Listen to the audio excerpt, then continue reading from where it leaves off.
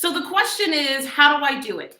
Whether you are saying to yourself, man, I just need to make more money, or you're saying to yourself, I absolutely need to change the status of where we are or where we've been. Let me tell you this, it's all inside of your control. One of the greatest things about witches and why I love this moment is because witches have had a unique way throughout history of changing the paradigm around the city that they lived in, the region that they lived in, the country that they were in.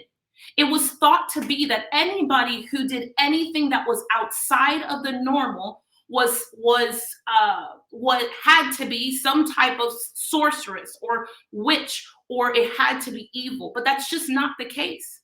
Half of the time, they were just someone who made a decision to be a cut above the rest.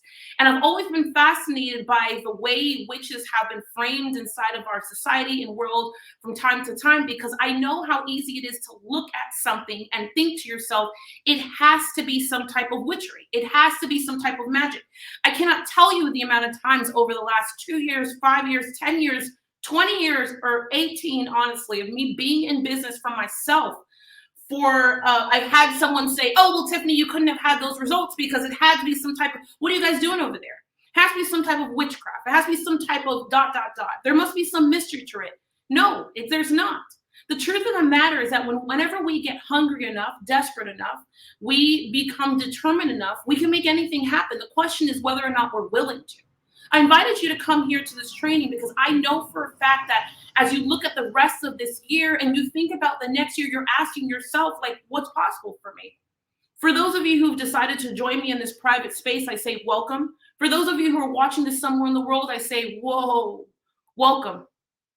My name is Tiffany Largy. I'm the CEO of DTDT Nation. And what's true is that I know that it's possible. If I, as a woman, as this woman, I'm still Black, I still don't have a college degree. I still don't have any licenses or certifications. I don't have any of that stuff. And right now, I'm using nothing more than the tools that I have access to right around me to communicate and to teach. The name of the game is how willing are you and how much are you teaching? I could look all types of places for people to validate my story and my knowledge and my experience. And yes, that stuff is very valid. But the truth of the matter is that the name of the game starts with me. The purpose, my intent for this is to give you this framework because it's not magic. It's process, sure. It's strategy, sure. No, it's a decision to be a cut above the rest. Why would you want to be average, or why would you want to be like everybody else if I know, if we know that you have the ability, not the ability, but the knowledge and the skills and the insight to be a cut above the rest? Really quickly, regardless of where you're watching this, I'm going to ask you to put the words cut above the rest. There's nothing inside of normal. There's nothing inside of average. There's nothing inside of being like our competitors or our peers. There is only you. I made a decision years and years ago that I could not conform to the messages and the ideas of the people who were around me. I could not conform to the ideas of what was norm. I'm from Miami, Florida. Everybody in Miami wants to hustle, and they just want to hustle a little bit of dollars, and then they hustle a little bit more dollars, and then they're satisfied. They have a Mercedes outside, they live in a 4,000 square foot house, and then they're satisfied. On the weekends, they do nothing-ish but party and hang out. Then every once in a while, we go to a birthday party for a 2-year-old, and there's 200 Heinekens and 4 coolers. And yes, life is good. But life is good because it's like everyone else's. And the truth of the matter is that, is it really good? Or is there an idea that it's good because we don't actually acknowledge the more? What if you allowed yourself just for a moment to look at the rest of this year? I mean, right now, people, we have like 60 days left. We have time left. And so much can happen with that time if we allow ourselves. The question, the name of the game is, are we going to make a decision, or are we going to stay average? 17 years ago, 18 years ago, I made a decision that I could no longer live in Miami, Florida. I couldn't live here in Miami, Florida. And in a moment, I'm going to break down these pieces, but I want you to sit inside of what I'm going to say first, because it's so important that from me to you understand that like step number one is here. I was putting Jada Mai to bed hungry. I was not even stealing from Peter to pay Paul. I was robbing Peter to pay Paul. I was constantly frustrated, constantly angry. And if I wasn't angry, I was sad. Their dad was nowhere to be found. I didn't have any degrees or licenses or certification. And I just got fed up. Everybody around me was telling me that if I go and do this thing over here, then I'd be enough. All I could think to myself is, man, can't I just be enough right now? Can't this version of Tiffany be enough? Can't I be enough as I am? The truth of the matter is that me making a decision that not only were the people around me just not going to cut it though, not only the people around me, they weren't only not going to cut it, but they didn't have what I need. Man, oh man, oh man. Removing myself from the environment, making a decision to figure out what was happening over here, and then owning my own value came first.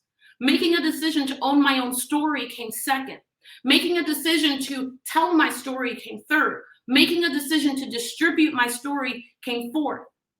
Over the last 17 years, I've had the luxury of building a handful of multiple six-figure businesses, and then I went on to build a multiple seven-figure business, where my business partners were Xerox Corporation and Hewlett-Packard. Like, hello, like that's so nuts to me still. When I sold my company back in 2015, I had no idea that I needed to teach or that I was going to teach, but I did know one thing. I saw a problem in an industry that I knew I had to solve. Step number one, the clarity of your problem. So I'm going to get into some tactics in a bit, but for those of you who I'm streaming this, because this is going to come to an end really soon, and somewhere around you is a link for you to join us or connect with us, or a question as to why you didn't register. I said I was only going to let a few people in, but somehow I managed to get another 10, 15, and here we are. What's true, though, is that me making a decision to distribute my story is one thing. But when I sold my company, all I knew is that I saw a problem, and I didn't know that I was going to be part of the solution, but I did know that someone needed to solve it. The clarity of the problem that you see in the market, like the clearer you can see problem, and the problem, is not only the more money you make, the more you can charge for it, the clearer you are to the market that you need to be the person that they seek after or reach after or rush after, or whatever it might be. And more importantly, you have to be the one that makes a decision to say, well, listen, there is nobody else to help you. Regardless of where your financial status is right now, and regardless of what does or does not look right, you might be right now suffering from heartbreak. Maybe someone broke your heart. You might have had a team member that did you wrong. Maybe in the last 30 days, you made a decision to separate from your spouse. It could be in this last year you lost someone that was really, really important to you. Maybe it was a parent or a child. And though I'm not telling you that we wake up one day and we go back to business as usual, but what I will tell you is that you have to get back in the driver's seat and you have to be in control. You have to be in the driver's seat and you have to be in control. If you are not the person who knows exactly what is happening each and every day in terms of where you're going and how you're going to get there, chances are you're sitting in the passenger seat and the driver's seat is being occupied by somebody else. Yes, yes, and yes. When I sold my company, all I knew was that I saw a problem. And at first, I started with a mass problem, this big problem where I saw this industry, an industry that for me was a free-for-all. I felt like I was watching a bunch of people who really, I don't know, like this one was making 30,000 teaching that person to make 150. And I was like, what the heck is that? And then if it wasn't that, I just saw people who were out of integrity, like they weren't what they were teaching. Or they had never even really owned a business before. And all I knew was that all of that was bad. I was like, sweet Jesus. If I had stumbled upon that and I had invested in that or shown up to that event or bought said product, boy, oh boy, and everything I was riding on it to pay my bills. Like, are you kidding me right now on these streets? I may have hurt you. The truth of the matter is that I watched too many amazing people who had a great story to tell, sure, but they also had themselves to share with the world that just weren't getting anywhere. They weren't getting anywhere. They were in this cycle. And no matter what, I just saw the coach or the organization who was feeding this narrative of, oh, you haven't made it happen yet because you didn't try hard enough. You didn't do all of the work. You didn't You didn't finish the course. You know what? You need to come back again. And I watched Eastern medicine versus Western medicine. Anyone know what I'm talking about? Can I get an amen? Like, if you know what I'm talking about in these streets, if I haven't said something absolutely crazy, if you know what I'm talking about, I'm asking you a simple amen. I'm drinking coffee. And I just saw these people. And yeah, they were nice people. But the truth of the matter is, we had people's dreams at stakes. We had people's dreams, ideas, their children at heart. Everything I was wrapped up in my ability to start a business. Everything I was wrapped up in my ability to grow my business, but sure, but just to make some money. I want to be clear. This is all about, let me just make some money. This is not about, let us build a company of a lifetime. Because I'm telling you, for some of you in this room, a $10,000 in the next 30 days will change your world. $20,000 will change your world. Some of you might be at a different point and you're like, man, if I can figure out how to nail another 150 by the end of this year, then you'd be off to the moon. I'm here for all of it. Now, inside of this decision, I saw a problem. Right now, I want to know, can you clearly identify the problem that you're solving, and can you do it in one sentence?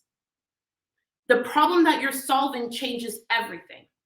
And it really builds upon the more complex the problem. Stay with me. So there's simple problems, low ticket, complex problems, high ticket. Simple problems, low ticket, complex problems, high ticket. In our company, I started with low ticket. Okay, I started with this concept in my mind. But the truth of the matter is that I said, you know, the general practitioner, they solve low ticket problems, or they solve simple problems over and over and over again. This is my perspective. But the fastest way to cash is for the expert to take center stage and the expert to identify a complex problem that can be solved simply with one product over a period of time. Everybody hear what I just said? One product over a period of time. One product over a period of time. Too often we have these amazing things and we're like, oh, well, you know what? I have these problems and I see these problems and I'm going to do a little bit of this and that. Well, the truth of the matter is that you can solve the one problem, but you break it up into pieces. Now, I'm going to get into the tactic and strategy and nuts and bolts of this thing because I've got something crazy to show you. This witch, guess what I have? This witch has things. But first and foremost, you know what she's got? She's got a pumpkin. And she's got another pumpkin. Holy Mother of Johnson. And would you believe that this witch has a third pumpkin? Now, no, this witch doesn't have candy. This witch has no candy whatsoever. She has eaten all the candy. This witch has eaten every bit of candy that she has gotten her hands on, every last bit, even the ones that she got herself. Now, the expert, what they do is they make this decision, okay? They make this decision. They make this decision. Connie, you cannot put all of that in the chat. We're going to put you out. You cannot put all of that in the chat. Okay, so here's what's good. I am so excited about the next 30 minutes of me teaching the actual nuts and bolts of getting to this piece, right? And I'm going to use Connie as an example because this is a great example of how to repel the market. We can bring the market closer if we connect. Oh, I wasn't going to teach this, but here we're going to go into it because I'm going to show you how to build an offer. I'm going to show you how to solve a complex problem. That's what this entire thing is about. And more importantly, I'm going to show you how business is not magic. Business is nothing more than a decision, consistency, and being a cut above the rest. And it's also about being the best, not because you're comparing yourself to other people, but because you make a decision that you're the best. Whatever you're willing to tell the market that you're worth, I guarantee you every dollar, every fiber in my body that someone will pay it. But it's not because they can pay it because you're going to price gouge them. You're going to pay it because you're worth it and because you're going to help them solve a problem that's going to amount to 10 times fold in their world. And that's really the most important thing. Be clear that yesterday I probably saw, I don't know, 2 or 3 Bentleys maybe 4 or 5, like 2 or 3 Bentleys, 4 or 5 McLarens, and that were brand new. And we're in the middle of a pandemic. Like, or we're in the middle of what people believe is people don't have money. There's no dollars going around. No, people do have money. And they're still buying the product and services. But the question is, are you creating the value, and do you have the right offer? Because if you don't have the right offer, then they can't buy it. If I don't have the right offer, they can't buy it. If I don't have the right offer, they can't buy it. If I don't have the right offer, they can't buy it. If I don't have the right thing, they can't buy it. If I don't have the right offer, really quickly, I'm going to ask you to indulge me wherever you're watching this from. As I get off of Somewhere Stream, I'm sure that there is a link there wherever you are watching this from called strappedhustle.com. That is true to the DTD community, who made sure that that was the direction that we gave everyone. Strapped Hustle. All right, so I've got all types of cool things here with me, and I am going to go. So I love you on for those of you who are watching this streamed, and for everyone who's in this private place, I say hang tight.